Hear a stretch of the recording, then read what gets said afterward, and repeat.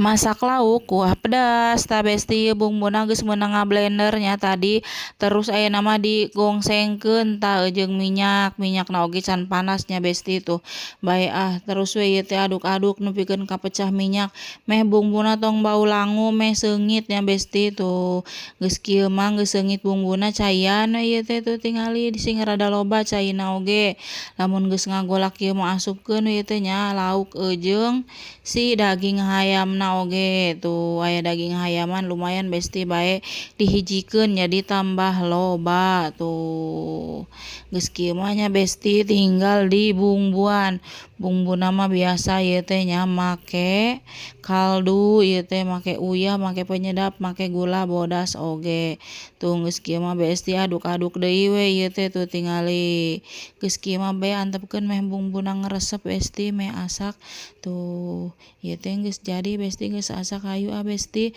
nuhun tos nongton videona.